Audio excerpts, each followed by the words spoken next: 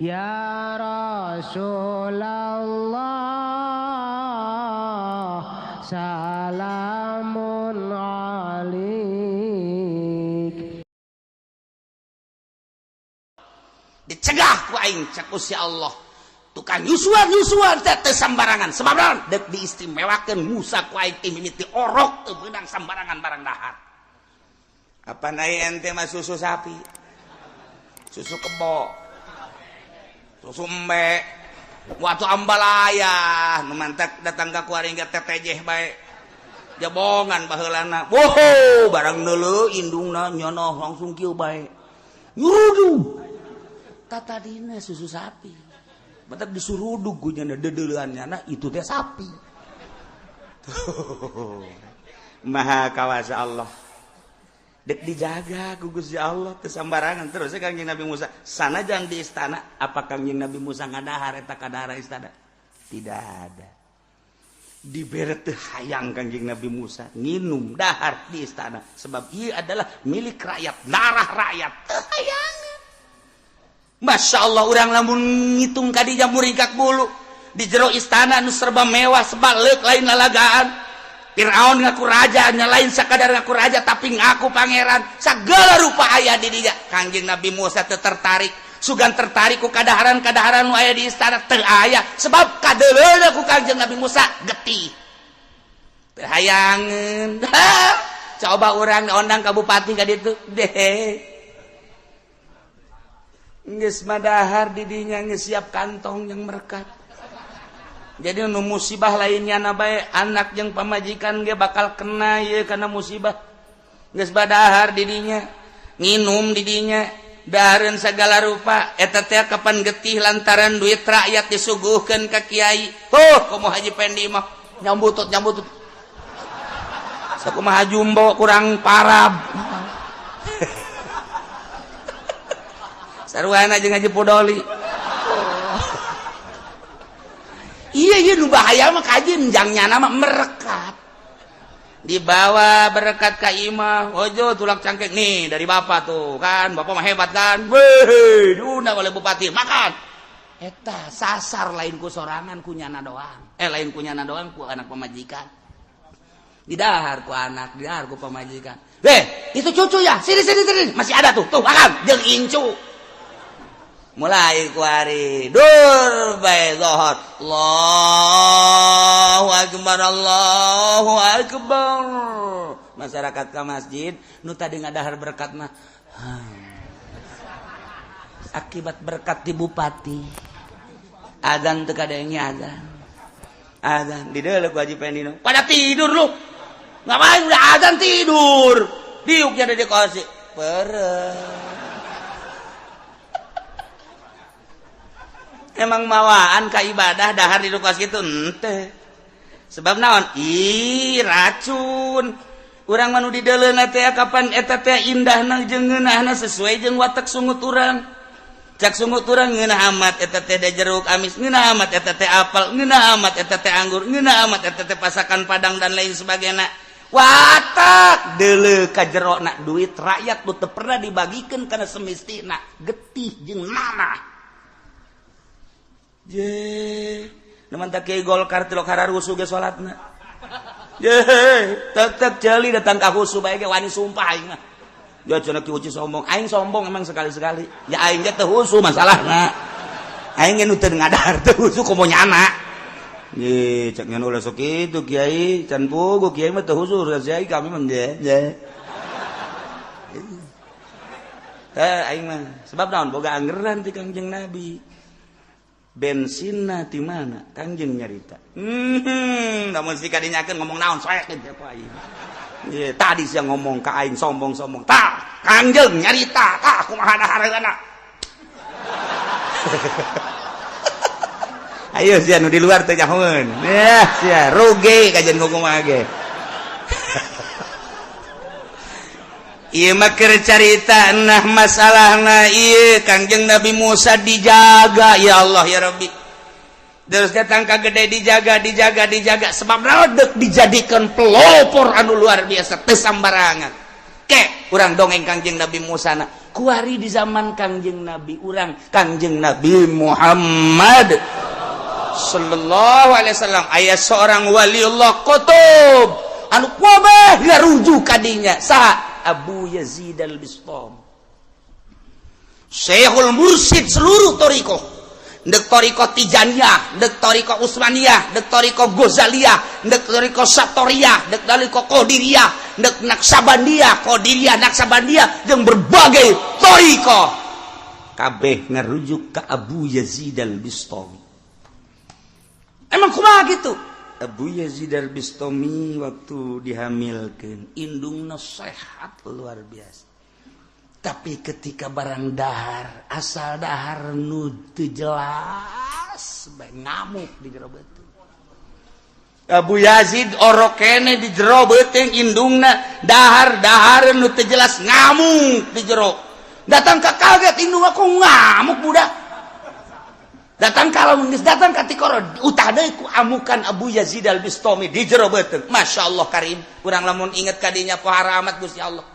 Deka jadikeun seseorang anu istimewa di jero beuteung keneh. Lamun tadi Kangjeng Nabi Musa teu daekeun Yusuf geus kaluar, ja emang tadina ge ti indungna ieu. Ieu mah indungna keur carita indungna. Nginum asal teu jelas, baru dah satu ketika indungna dikiriman ku pemerintah. Di jalan keneh geus ngamuk. Di jalan keneh indungna dikiriman ku pemerintah geus ngamuk bae. Wah, cak indungna pasti teu beres ya dahareun nu bakal datang bae ieu. Ngamuk ajol-ajolan, ngamuk. Begitu datang kalawang, wah langsung utah-utahan pemajikanana. Encan ge di dahar geus utah-utahan.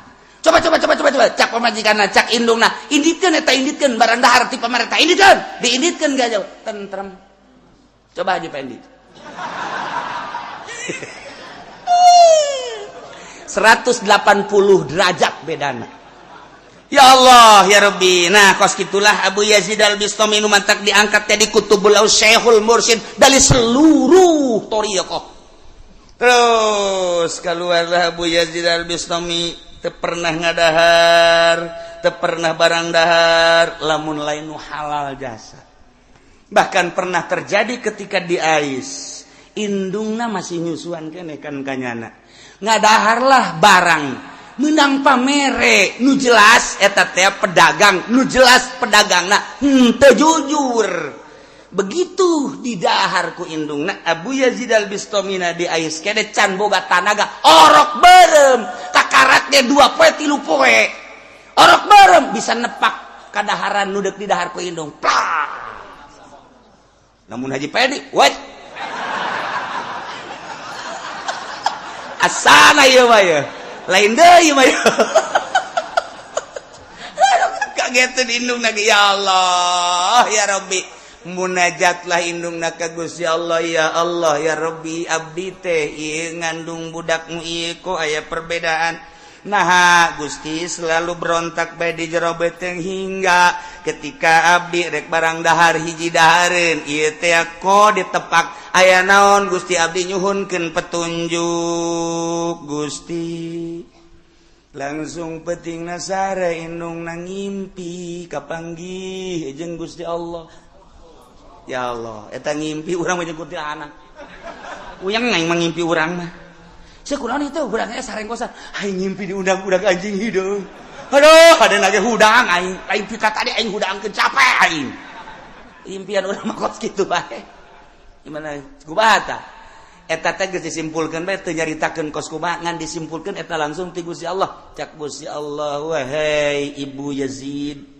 kaula deuk ngajadikeun hamba kaula nu ngaran Abu Yazid al-Bistami urang Bistom melalui rahim anjeun ku kula deuk dijadikeun manusia nu pangsucina sadunya setelah nabi kaula mantak dijaga ku kaula di jero beuteung keneh ketika anjeun deuk barang dahar nu teu jelas jana berontak ku dijaga ku kaula masyaallah maha kawasa Allah ialah wal baladut thayyibu yakhruju nabatuhu biizni rabbi tinggal kuari introspeksi jeung diri urang mun tadi Kangjeng Nabi Musa seperti kitu istimewana mun urang nyaritakeun Tuan Syekh Abdul Qadir sakitu hebatna bulan Ramadan ge puasa, mun urang nyaritakeun Abu Yazid Al-Bistami Syekhul Mursyid seluruh thariqah seperti eta poharana. Coba ka diri urang geus datang ka mana urang ngadaharan riba.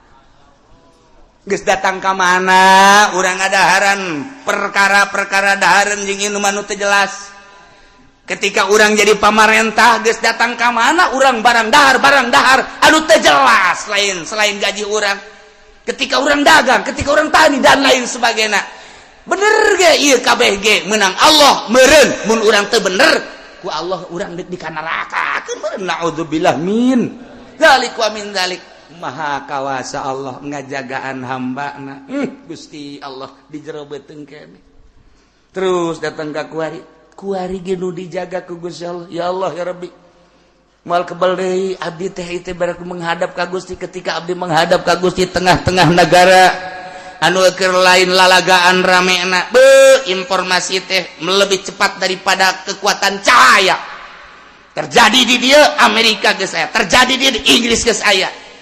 Berita-berita tersebut teh ya Allah ya Rabbi saat menjaburna hujan HP nu dijaga ku Allah mah teu hayang. Saat menjamur televisi nu dijaga ku Allah teu hayang. Saat menjamurna riba nu dijaga ku Allah geus teu hayang. Geus lain nyaritakeun haram halal nyana geus dibere embung bae ku Gusti. Ditanya ge ieu haram apa halal sapodo siangan aing mah dibere embung bae ku Gusti. Dijaga ku Gusti Allah. Mun eueuh nu dijagaan ku Gusti Allah hancur umat teu kumaha. Carita riba geus dihalalkeun, carita haram geus dihalalkeun, berani ku ari mah. Lamun urang nyaritakeun tentang maling, korupsi geus ambalaya teu dijagaan ku Gusti Allah. Mun urang nyaritakeun tentang mabok zina geus teu dijagaan ku Gusti Allah. Kaheureyan mata jeung ceuli geus teu dijagaan. So Allah Maha Kawasa Allah biizni Rabbi aya jelema nu bertahan. Hampangeun ku kawasa Allah, hampangeun ku irodat Allah, hampangeun ku kekuatan Allah, hampangeun ku daya Allah. Seakan masalah nyanggakeun sadaya-daya mah di maneh kula-kula ih ya teu hayang ieu cacak-cacak nu dijagaan ku Gusti Allah deuk kumahaeun ku. Lamun di Pandeglang nu dijagaan ku Gusti Allah ajur sa Pandeglang. Serang nu dijagaan ku Gusti Allah ajur Serang. Tangerang mun eueuh nu dijagaan ku Gusti Allah ajur Tangerang. Jakarta mun eueuh nu dijagaan ku Gusti Allah ajur Jakarta. Ngan aya keneh nu ku Gusti Allah dijagaan nu hampangeun. Mamawa kaapikan kawaroan teu kudu nyaritakeun di kitab teh geus kitu bae ku Gusti Allah. Jauharna zatna diciptakeun sakumaha Allah nyiptakeun Abu Yazid Al-Bistami. Embungeun ti jero beuteung keneh. Sakumaha Allah nyiptakeun Kangjeng Nabi Musa embungeun barang dahar.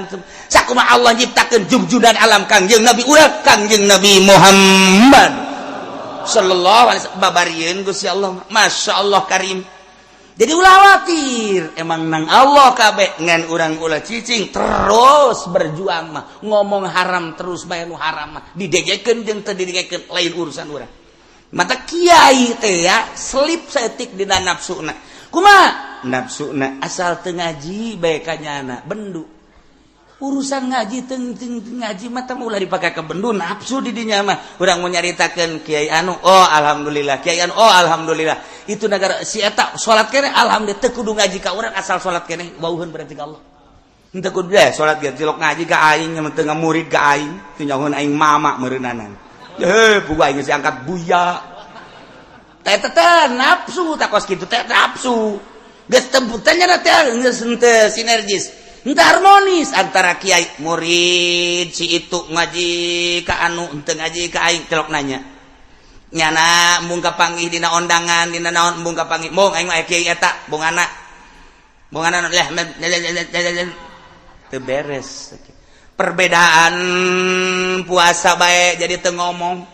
Ge atah amat sih sarua deuk ka Allah perbedaan soal puasa beda sapoe kok hayu teu nanya sih mongan nyana mah makena nu kos kieu teh bae tayang mah tayang wau nafsu ai deuk ibadah ka Allah mah tuh oh nyana make anggeran oh urang anggeran ieu atuh masalah aja sarua deuk ka Allah atuh adapun ke urusan nu narima jeung teu narima nama Gusti Allah kunaon hayu teu nanya malah diomongan ulah sok ngaji ka dinya beda puasana lebaranna beda tayang aing mah ya terdurut cenah maka pemerintah ya mendingan di urang pemerintah ngagejebur sia ye pemerintah artinya ulah dijadikan permasalahan atau hayu aja ke Allah gimana jitu wau nafsu teten kos gitu ngaranna di dieulah loba keselipan para kiai aya nu deuk lebaran dikunci kapan masjidna ieu naonan ngunci masjid cenah salah ya Allah ya Rabbi nya anak geus jelas bener apa henteu sih atuh deuk sarua deuk ka Allah mangga Allahu akbar sarua perbedaan atuh mangga teu baja keyakinan pek bae mantak istimewa jasa pemerintah mah menghargai Naksabandi padahal bejanan 3 poe oh masalah geus jasa sarua ka Allah kunaon atuh aya di urang ribut iyalah permasalahan nafsu hayang dituturkeun eta lanu nafsu ja urang mah ulah hayang dituturkeun ngaji sampaikan urusan hayang dituturkeun nafsu ulah hayang dituturkeun asa ngadenge salat eta salat puasa geus alhamdulillah pandakwah teh titah nyahoan ka Allah kuna salat kuna puasa adapun nyana ngaji ka urang geus teu lain urusan di papan teu bongan teu ngaji ka aing emang kurang emang teu trok mare berkat pan ka aing urusanna teu apa beulit ti berkat maru. Nah wal baladut thayyibu yakhrujul nabatu biizni rabbih hate jelema mukmin mah ketika disorot ku wahyu anu lir teu beda jeung hujan percis okos taneuh anu subur tis jararadi kemudian dijaga KBG biizni rabbih nu deuk dijadikeun kangjeng nu deuk dijadikeun tuan syekh nu deuk dijadikeun Syekh Abi Yazid Al-Bustami bladeuna nu deuk dijadikeun Syekh Asnawi Caringin nu dijadikeun Syekh Ahmad Khatib los ka bladitun nu dijadikeun wali sanga dibere kuat bae ku Gusti Allah cacak-cacak nu kuat di saat kuari wallahu a'lam walladzi khabusa ari kafir mah taneuh anu liat taneuh anu teas disorot ku wahyu ku kumaha ge percis kos taneuh anu pinuh ku batu dihujanan ku kumaha ge teas luar biasa teu daekeun jararadi kitulah kadzalika nusarriful ayati liqaumi yashkurun sakumaha nu ku kaula dijelaskeun cek Gusti Allah tentang hujan jeung taneuh tentang angin anu mawa hujan kemudian diturunkeun di mana sanggeus turun jadi rahmat na ieu nusarriful ayati kaula nu agung ngajelaskeun kana berbagai ayat jang saha liqaumi yashkurun bikin kaum-kaum anu berterima kasih ka Gusti Allah nu bersyukur ka Gusti Allah Gusti abdi nuhun anu luar biasa hese nyaritakeun ka nuhunna ka Gusti ngan abdi mah ieu mah dideuleu ku gerak abdi bae di saat batur kafir batur munafik abdi mah alhamdulillah saat batur dararangkal abdi mah alhamdulillah kasorot ku ayat-ayat Gusti ieu sorotan ayat Gusti asup ka jero hate abdi sehingga jadi tarariis engkena jadi kembangan engkena jadi buahan natijahna hasil daripada sorotan wahyu anu asup ka jero hate urang teh memperbaiki wudu memperbaiki salat memperbaiki hirup ngomong ku ari rada diatur ceuli tepati didengekeun anu teu mangpaat bakitu keneh mata ieulah buah daripada wahyu Allah urang bersyukur ka Gusti abdi hirup teh moal kebal deui meureun jang geus kolot pasti bakal menghadap ka Gusti maha uningan nu mantak abdi ngaji ge meureunana abdi deuk dipersiapkeun jang bidadari husnuzon burung pas kitulah kaayaan jadi lembur abdi nu gagah jadi lembur abdi nu sugih ku Gusti teu disorot bak wayu Gusti geuninganan teu daekeun ngaji haju salat teh henteu haju amburadul malah genggengan jeung jajawaraan naudzubillah min dzalik Gusti janggakeun eta ge makhluk Gusti ngan hadena abdi mah henteu disapertikeun kitu ulah kukumaha ngan hadena abdi mah henteu dijadikeun saperti kitu abdi mah dijadikeun sakumaha kahayang Gusti nu res nu bagus ya deh anu dipake karidho ku Gusti ieulah korenganan nusarriful ayati liqaumi yashkurun henteu nyahoeun timbul angin ti mana, henteu nyahoeun ieu cai nu disedotna ti mana, henteu nyahoeun ieu hujan nu dihujanan ti mana. Nah urang ge sarua wahyu mana anu bakal disampaikan ditiupkeun ku kiai mana anu bakal nyorot ka jero hate urang teu nyaho, tinggal urang mah bersyukur bae alhamdulillahirabbil.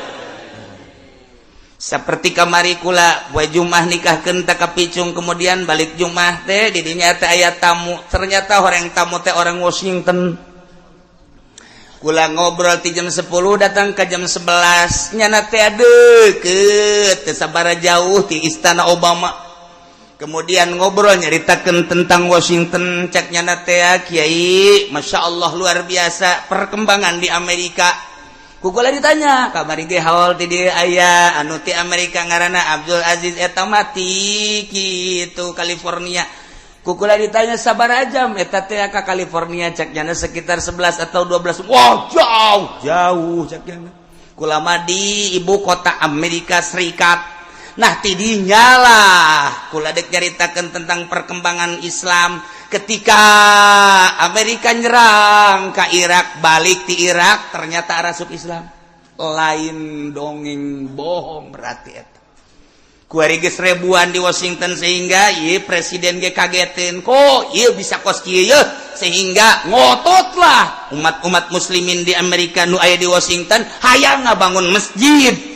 Karena di ditu Yahudi aya kesulitan, ternyata di Cia aya salah satu Cia nu asup Islam. Masya Allah, iyalah kakawasaan Allah jeung rahasia Allah. Masya Allah karim. Nyanalah nu asup Intel Cia ka parlemen Amerika memohon supaya ngebangun masjid, diizinanlah lantaran nyana sorangan balik ke Amerika asup Islam. Dibangunlah di tengah-tengah kota Washington. Wah, masjid megahna luar biasa, bagaikan istana. Kuari arasup ka masjid eta sanajan di luar mah ieu tentara kararieu we masalah. Jadi ketika Jumatan tentara Amerika ngajaga ge lain naon lantaran bisi ngayakeun kitu teror-teroran teroris. Belah ditu dijieun gereja ge anu dijieun masjid. Sehingga kuari terjadi pembahasan di Washington tentang perkembangan Islam di Amerika. Ya Allah ya Rabbi. Mantak cek manehanana ge kiai kula moal kebal deui bakal ka Washington, kiai ge deuk diajak ka ditu. Dua tanu ngajak. Jadi kula mah geus jelas pisan geus aya ti nyana, deuk ngajak ka Jependi terserah nyana pisanna. Sabodo lamun teh mah kula teh jadinya nama deuk di Amerika keun bae dijariahkeun.